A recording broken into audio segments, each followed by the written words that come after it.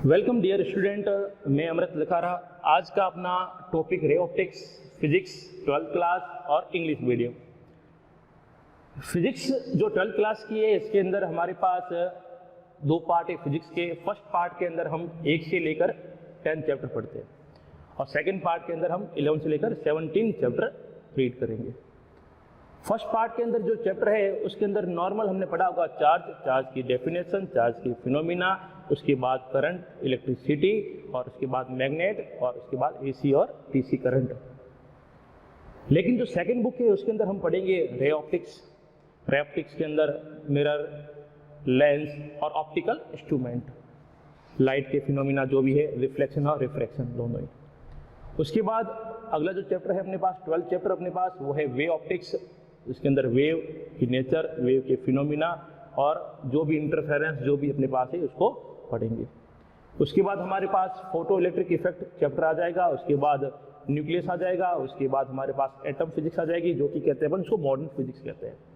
और ऐसे होते हुए यहाँ से अपन चलेंगे आगे सेमीकंडक्टर की ओर और बाद में इलेक्ट्रोमैग्नेटिक वेव्स, और ऐसे अपने सेकेंड पार्ट का दी एंड हो जाता है। अब वेटेज के मामले में बात की जाए तो जो अपना 11th चैप्टर है, जितने भी चैप्टर है अपने पास 12 में सबसे ज़्यादा वेटेज है इसका रे ऑप्टिक्स का।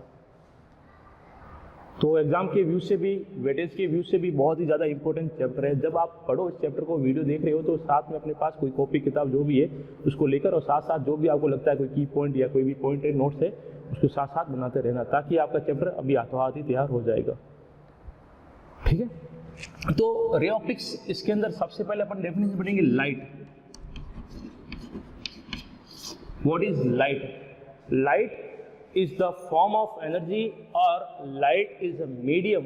लाइट एक ऐसा मीडियम है जिसके द्वारा हम किसी भी ऑब्जेक्ट को आसानी से देख पाते हैं।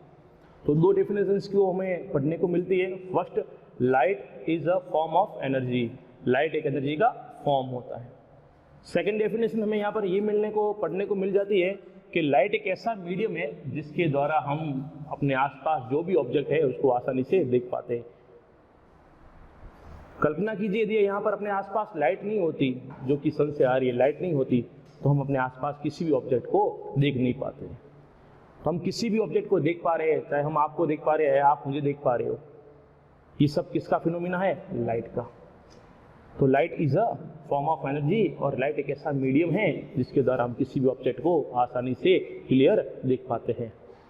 ठीक है, उसके बाद लाइट के दो फिनोमिना है, एक है रिफ्लेक्शन ऑफ लाइट और एक है refraction of light. Reflection of light और रिफ्रैक्शन ऑफ लाइट, वर्ड को ध्यान से सुनना, रिफ्लेक्शन और रिफ्रैक्शन अपने पास। तो फर्स्ट फिनोमिना इसका रिफ्लेक्शन ऑफ लाइट।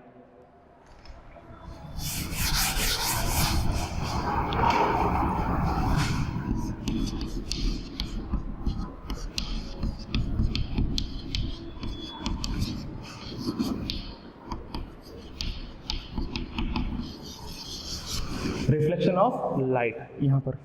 अब इसके अंदर क्या क्या चीज़ें होती है उसको ध्यान रखना, की पॉइंट क्या है, डायग्राम क्या है। हाँ, एक बात इसमें ध्यान रखना कि रे ऑप्टिक्स के अंदर डायग्राम सबसे मेन इंपॉर्टेंट है। यदि आपसे डायग्राम अच्छे नहीं बनेंगे तो हो सकता है आगे डेरिवेशन में भी आपको दिक्कत आए, क्योंकि यहाँ पर अपन एंगल वैंगल भी लेके चलेंगे। तो सबसे पहले आपको डायग्राम अच्छे से आने चाहिए, और जब भी आप इसके नोट्स बनाए तो आपके पास पेंसिल या स्केल जो भी होता है उसको लेकर रखो यहाँ पर। तो रिफ्लेक्शन ऑफ लाइट, ये एक लाइट का फिनोमिना है जो बहुत ही ज़्यादा अच्छा और ब्यूटीफुल फिनोमिना है। लेट सपोज हमारे पास कोई एक सरफेस है, ये कोई एक सरफेस है, इस सरफेस को हम कहते हैं reflected surface.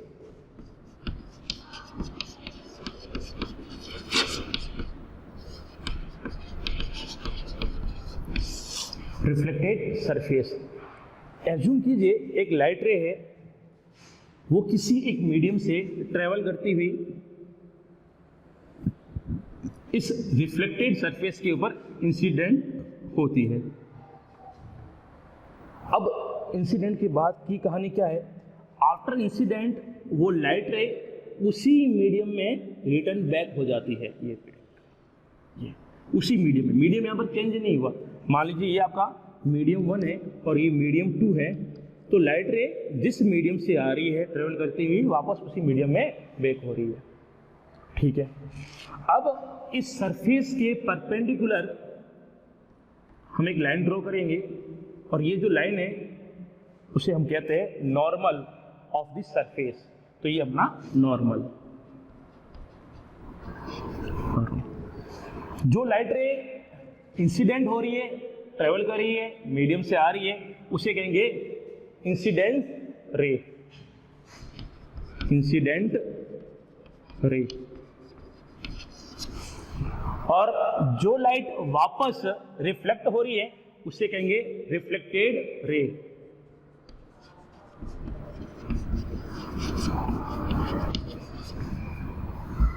Reflected ray.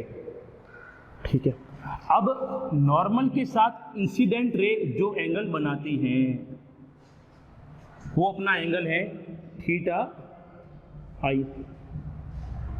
Reflected रे का नॉर्मल के साथ जो एंगल है वो एंगल अपना है theta r. Theta e is called angle of incidence and theta r is called angle of refraction. ये इंसिडेंस एंगल और ये रिफ्लेक्टेड एंगल। तो theta i, theta r, normal, incident ray, reflected ray और reflected surface, इतना सब कुछ इस diagram के अंदर है। तो रिफ्लेक्शन ऑफ लाइट क्या होता है? जब भी कोई लाइट रे किसी एक मीडियम से होती हुई किसी सरफेस पर इंसिडेंट होती है और आफ्टर इंसिडेंट वो उसी मीडियम में रिटर्न हो जाती है, तो लाइट का ये जो फिनोमिना है, इस फिनोमिना को कहते हैं रिफ्लेक्शन ऑफ लाइट। आने वाली रे इंसिडेंट रे, जाने वाली रे रिफ्लेक्टेड रे, और जो परपेंडिकुलर लाइन है वो है अपना नॉर्मल। ये एंगल थीटा आई और ये थीटा आर, ये जो पूरा फिनोमिना है इस फिनोमिना कहेंगे रिफ्लेक्शन ऑफ लाइट। ठीक, आगे। अब रिफ्लेक्शन ऑफ लाइट फिनोमिना के दो लॉ है, वो दो लॉ कौन कौन से? First law of reflection. First जो लॉ है वो लॉ ये कहता है कि angle of incidence theta i and angle of reflection theta r, this both are in equal. मतलब ये जो थीटा आई है और थीटा आर है वो दोनों इक्वल होने चाहिए। यदि ये एंगल 30 का है तो ये एंगल भी कितने का होना चाहिए? 30 का होना चाहिए। ये एंगल 60 का है तो ये भी कितने का होना चाहिए? 60 का होना चाहिए ना। तो इसका मतलब यहाँ पर सेकंड लॉ कुछ ज़्यादा लंबा चौड़ा यहाँ पर नहीं है, बहुत सिंपल टॉपिक है। यदि आप इसको पढ़ोगे एक दो बार तो ये आपको रिवाइज करोगे इसको एक दो बार तो चीज़ें याद भी हो जाएगी। नेक्स्ट लॉ क्या है इसका कि इंसिडेंट रे, नॉर्मल और रिफ्लेक्टेड रे ये तीनों एक ही प्लेन में लाई करनी चाहिए। मतलब incident ray, normal and reflected ray ये सेम प्लेन के अंदर लाई करनी चाहिए। अब इसका मतलब क्या है, इसको समझिए। जैसे मानिए कि इंसिडेंट रे हमारे यहाँ से आ रही है और ये अपने पास सरफेस है। इंसिडेंट रे यहाँ से आई और सरफेस के ऊपर इंसिडेंट हुई।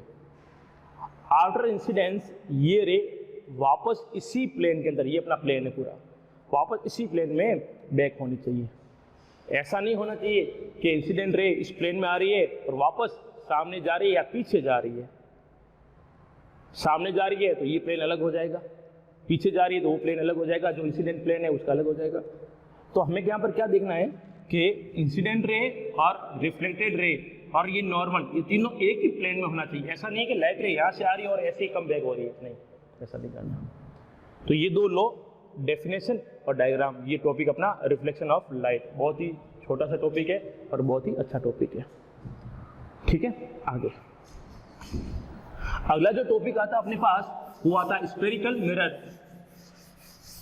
अब जैसा इसका नाम है वैसा इसका काम भी होगा, वैसा उसका शेप भी होगा। स्फेरिकल मतलब कुछ ऐसा,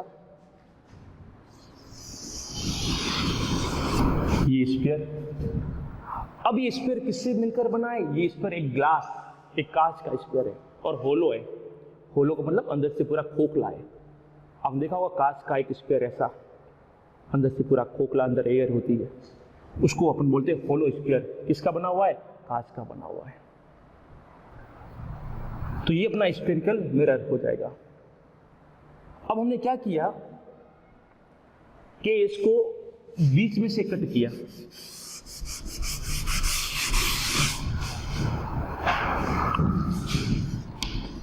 स्फेरिकल,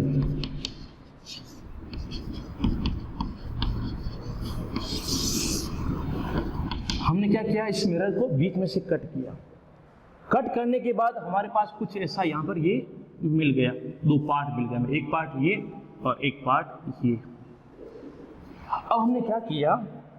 इस वाले पार्ट के जो आउटर सरफेस है, इस वाले पार्ट का जो आउटर सरफेस है, वहां पर हमने पॉलिश की, पॉलिश। और ये वाला पार्ट है उसे इनर सरफेस पर हमने पॉलिश की। तो यहां पर हम देखेंगे कि ये स्फेरिकल मिरर का ये जो पार्ट है, इसका जो आउटर सरफेस है वो पॉलिश वाला है, और जो इनर सरफेस है वो रिफ्लेक्शन पार्ट है अपना। रिफ्लेक्शन पार्ट मतलब अंदर वाला जो सरफेस है वो अपना रिफ्लेक्शन पार्ट है, और जो बाहर वाला जो सरफेस है वो अपना पॉलिश सरफेस है। अब सर ये बाहर वाला ठीक है, समझ में आ गया हमें, ये पॉलिश सरफेस है, ठीक है। ये रिफ्लेक्शन सरफेस का मतलब क्या है कि अब लाइट रे जो भी हम इंसिडेंट करेंगे, है ना, वो इनर पार्ट पे करेंगे। लाइट रे हमेशा कौन से सरफेस पर इंसिडेंट होगी? रिफ्लेक्शन पार्ट पर होगी। जैसे अपने पास ये मिरर है तो इसका रिफ्लेक्शन पार्ट कौन सा होगा? ये पार्ट, ये रिफ्लेक्शन पार्ट अपना। तो लाइट रे जो भी इंसिडेंट होगी वो इसके रिफ्लेक्शन पार्ट, जो कि इसका आउटर पार्ट है, उसके ऊपर इंसिडेंट होगी। पूरे चैप्टर के अंदर हम यही करेंगे कि कोई भी मिरर अपने पास है, कोई भी लेंस अपने पास है, उसका जो रिफ्लेक्शन पार्ट जो होगा उस रिफ्लेक्शन पार्ट के ऊपर ही हम लाइट इंसिडेंट करेंगे। तो हमारे पास ये दो। अब ये जो स्फेरिकल मिरर है इसका भी एक नाम है। इसका क्या नाम है? इसका नाम है, ये अपना कॉनकेव,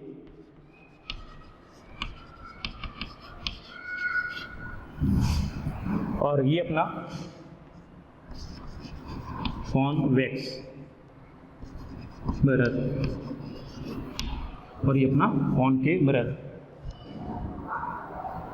ठीक है, एक बार देख लो इसको और फिर आगे लेके चलते हैं इसको। तो स्फेरिकल मिरर के दो टाइप हो गए बेसिकली, कॉनकेव मिरर और कॉन्वेक्स मिरर। कॉनकेव मिरर कौन सा मिरर? एक ऐसा मिरर जिसका आउटर पार्ट पॉलिश और inner part reflection part. Convex mirror inner part polish और आउटर पार्ट कैसा होगा? रिफ्लेक्शन पार्ट होगा यहाँ पर। तो ये अपने पास कॉनकेव और कॉन्वेक्स मिरर अपने पास है। ठीक है, चलो आगे।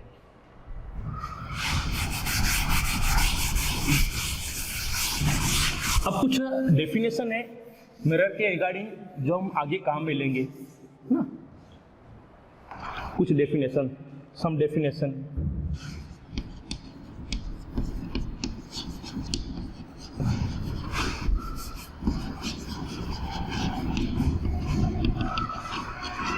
सम डेफिनेशन अबाउट मिरर।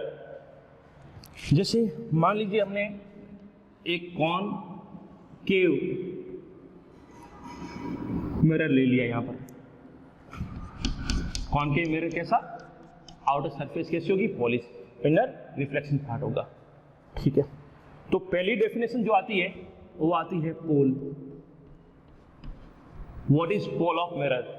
तो किसी भी स्फेरिकल मिरर, चाहे कॉनकेव हो चाहे कॉन्वेक्स हो, ठीक है, आप चाहो तो यहाँ पर कॉन्वेक्स के लिए बना सकते हो, लेकिन मैं एक ही लेके चलता हूँ यहाँ पर कॉन्वेक्स, कॉनकेव।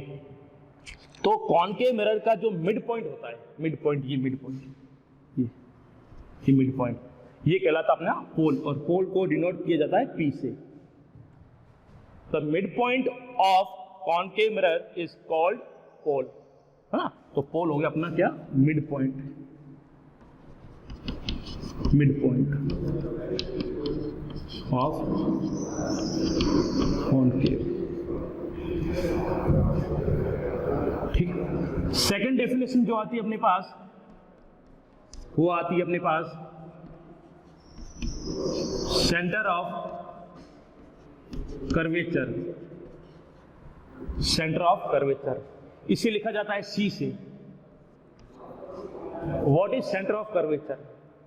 तो ये जो कॉनकेव मिरर है या कॉन्वेक्स मिरर है, ये किसी न किसी स्फेरिकल मिरर से मिलकर बना है या किसी स्फेरिकल मिरर का पार्ट होगा। जैसे ये, भाई ये किसका पार्ट था? ये इस मिरर का पार्ट था। तो ये जिस स्फेयर का पार्ट है, उस स्फेयर का जो सेंटर पॉइंट होगा, कि भाई ये मिरर जिस स्फेयर से मिलकर बना है, उसका जो मिड पॉइंट, उसका जो सेंटर पॉइंट होगा, वही सेंटर पॉइंट इस मिरर का क्या कहलाएगा? सेंटर ऑफ कर्वेचर, जिसको अपने सी से लिखना है। ठीक है। उसके बाद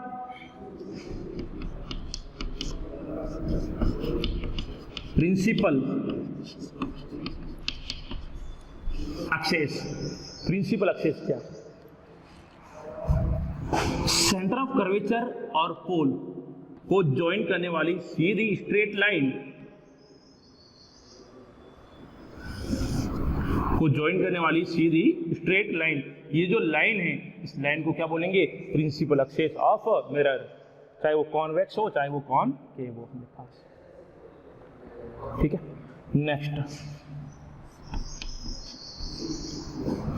फोकस पॉइंट। फोकस पॉइंट कहूं या फोकस कहूं, एक ही बात है। फोकस पॉइंट क्या होगा? मान लीजिए अपने पास एक कॉनकेव मिरर, लाइट रे वो इस प्रिंसिपल एक्सिस के पैरेलल ट्रेवल करती हुई, ये दो लाइट रे हैं, वो प्रिंसिपल एक्सिस के पैरेलल ट्रेवल करती हुई इस कॉनकेव मिरर पर इंसिडेंट होती है। और आफ्टर इंसिडेंट ये प्रिंसिपल एक्सिस को जिस पॉइंट पर कट करेगी, प्रिंसिपल एक्सिस को जिस पॉइंट पर कट करेगी, वो पॉइंट उस मिरर का फोकस पॉइंट कहलाता है। That is focus of mirror, और इसको हमेशा एफ से डिनोट किया जाता है। ठीक है।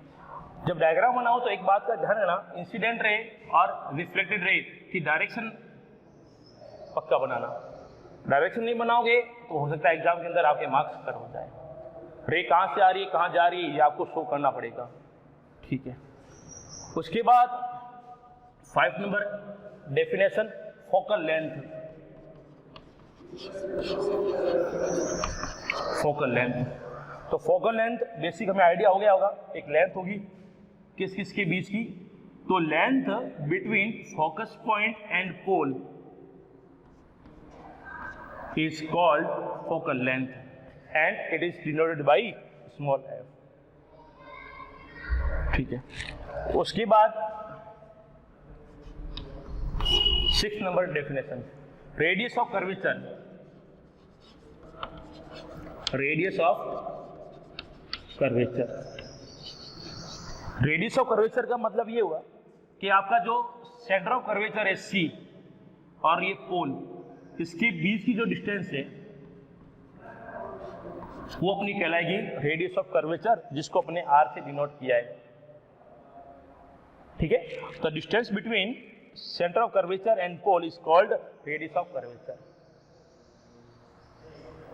ठीक है। तो ये कुछ अपने पास डेफिनेशन है, इसको थोड़ा सा देखना और हो सके तो अपने नोटबुक के अंदर इसको नोट करना। तो ये आज हल्का सा इंट्रोडक्शन है रे ऑप्टिक्स का, और जैसे जैसे आगे जाएंगे हमारे पास नए नए टॉपिक आते जाएंगे। एक बार जितना पढ़ा है इसको रिवाइज करेंगे अपन। यहाँ पर पोल, किसी भी मिरर का पोल उसका मिड पॉइंट होता है। ठीक है। सेकंड, सेंटर ऑफ कर्वेचर, के मिरर जिस स्फीयर से मिलकर बना है उस स्फीयर का सेंटर पॉइंट जो होगा वो सेंटर ऑफ कर्वेचर होगा, इसको सी से लिखेंगे। प्रिंसिपल एक्सिस, के मिरर के सेंटर ऑफ कर्वेचर और पोल को मिलाने वाली जो स्ट्रेट लाइन होती है उसे कहेंगे प्रिंसिपल एक्सिस। फोकस पॉइंट, जब कोई लाइट रे प्रिंसिपल एक्सिस के पैरेलल आती हुई किसी मिरर के ऊपर इंसिडेंट होगी और आफ्टर इंसिडेंट वो प्रिंसिपल एक्सिस के जिस पॉइंट पर कट करेगी या प्रिंसिपल एक्सिस को जिस पॉइंट पर कट करेगी वो पॉइंट अपना क्या होगा? फोकस पॉइंट होगा। और फोकस पॉइंट और पोल के बीच की डिस्टेंस जो होगी वो फोकल लेंथ, और सी और पी के बीच की डिस्टेंस होगी वो होगी अपनी रेडियस ऑफ कर्वेचर। तो ये कुछ डेफिनेशन है, उसको एक बार रिवाइज करना, याद करना, और ठीक है। धन्यवाद, आज के लिए इतना ही।